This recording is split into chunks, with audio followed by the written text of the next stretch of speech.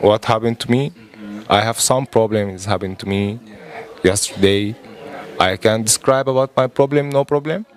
I see my brother in social media. I'm very happy and lucky I met him today. I have just yesterday problem. I sat in some place yesterday, some club, and I lose my bag.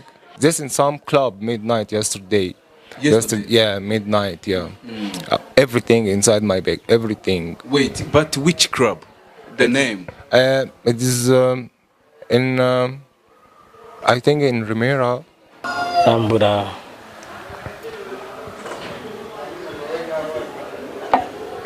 Turebe ibyo ari byo.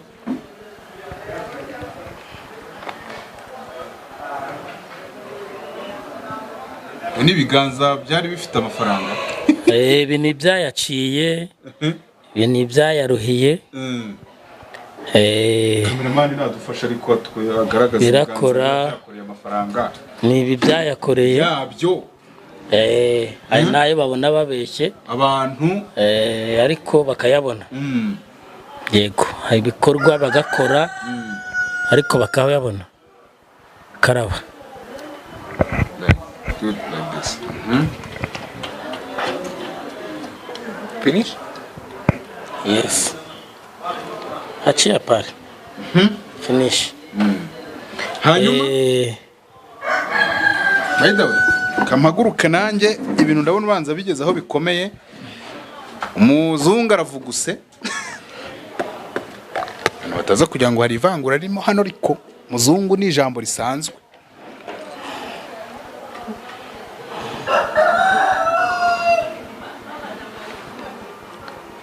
Kaya amafaranga cyo ni igikomo ariko.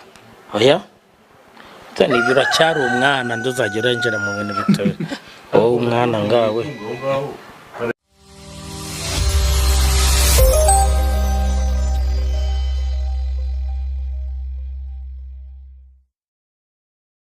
Urakoze cyane wowe ifunguye iyi video hano kuri 5guys TV. Nizere kumeze neza cyane. Jewe nitwa Junior, umusore wanyu utagira imigozi muhambira. Kuba kumushwe ntago ari mweza gacare kanshimire cyane wowe wakoze subscribe kuri channel yacu ya 5guys TV. Nawe utarayikora gira gutya uyikore. Turi kumwe na muganga Rutebuka ndetse n'undi mugabo ku ruhande ufite uruhu rw'umweru. Reka mbivuge mu kinyarwanda cyiza.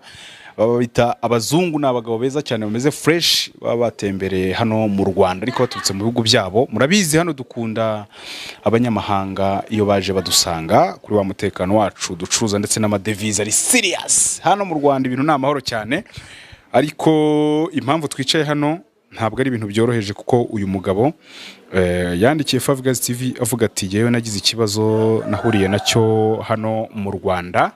Kandi nabonye 5guys TV musoro abantu bagiye batandukanye babavuzi bagakondo ariko se ninde muvuzi wagakondo wamfasha ko nibwe we yibwe amafaranga.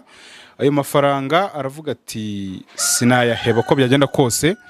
Arasobanura byinshi ariko turanza tubasuhuze kwanza mbere ya byose bose duhere kuri Rutebuka unyegereye. Rutebuka amakuru kari wowe twashyizeho kino kibazo. ni meza. Umeze neza nta kibazo. Nta kibazo. Ngero usuhuza abantu ariko se ubwa mbere bakubonye hano abadukurikiye. Abo tuziranye bose mukomere nabitegura kutugana mwese ni karibu. Welcome. Welcome. Welcome.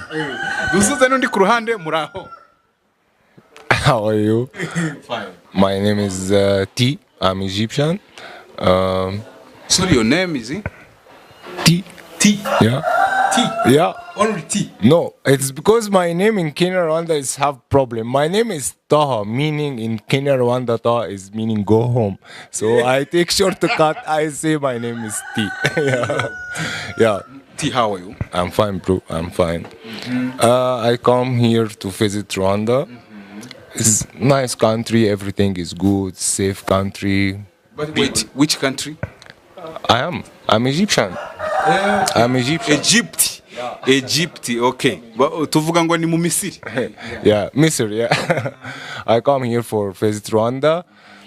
I love Rwanda. It's nice country. It's clean country. People here is friendly.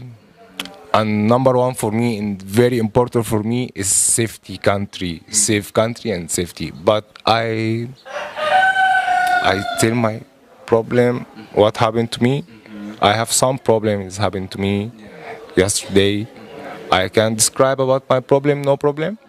I see my brother in social media. I'm very happy and lucky I met him today. I have just yesterday problem. I sat in some place yesterday, some club, and I lose my bag. I lose everything in my bag, my money, my 50k American dollar, my phone, my everything. So I hope, because I watch my friend in social media, I hope he can help me for I get my money back or my bag back. Mpereye kuri wowe muganga, umugabo ati nibwo ariko mbona uyu muntu w'umugabo banza hari ikintu yamfasha. Uyu mugabo ngo niba abantu mwari murimo mudukurikira mwabyumvishe, komoka mu Misiri, yaje nahanga hari gutembera, agira gutya ahura n'umuntu. No, it was girl.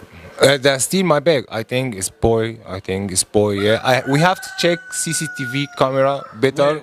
Just in some club midnight yesterday. Yeah, midnight. Yeah, everything inside my bag. Everything. Wait, but which club?